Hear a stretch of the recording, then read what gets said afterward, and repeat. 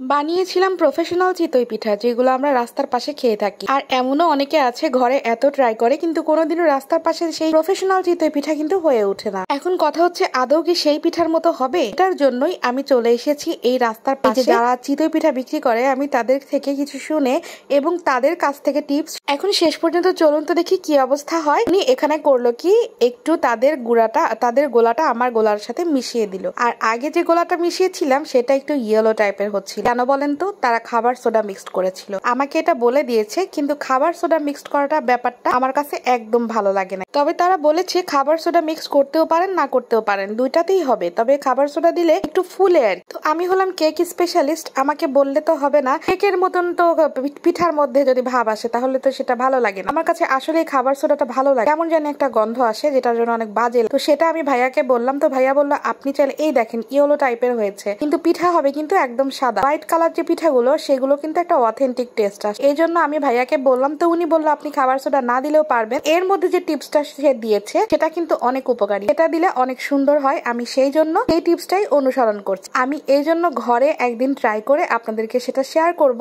সেই টিপসটা দিয়েই আসলে পিঠাটা একদম পারফেক্ট হয়েছিল।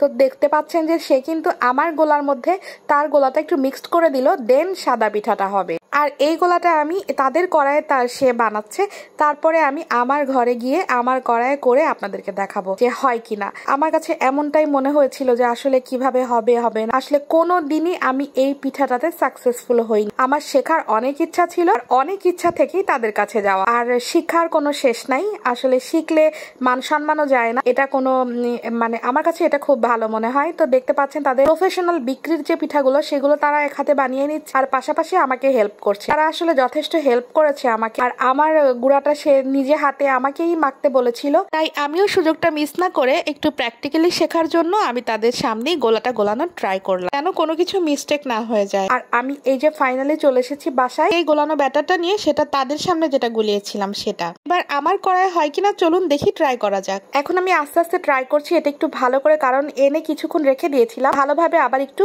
গুলিয়ে নিলাম। গুলিয়ে নেওয়ার পর আমি এখন একটা একটা করে একটু পিঠা ট্রাই করব। কড়াইটা ভালো করে গরম করে নিয়েছি আর একটু অয়েল ব্রাশ করে নিয়েছি যেন নিচে লেগে না ধরে। লাইফে যতবারই বানিয়েছি আমি পারফেক্ট চেহারাটা কখনোই দেখিনি পিঠার। তো আজকে এভাবেই একটু ট্রাই করছি, দেখি তাদের পিঠা কেন এত ভালো হয়। এই জন্য, কারণ ঘরোয়া খাবার সবসময়ই হেলদি, কিন্তু বাইরের খাবারটাকে অ্যাভয়েড করা আমাদের সবারই। তো এখানে মাশাআল্লাহ হয়েছে, ছিদ্র বিশিষ্ট যেটা আমরা চাই সেটাই হয়েছে, কিন্তু ওইভাবে ফুলেনি। না ফুললেও কিন্তু পিঠাটা পারফেক্ট হয়েছে। তো ফুলার জন্য যে মানে আর্টিফিশিয়াল যেসব ইউজ করা হয় এগুলো একদমই আমার পছন্দ না।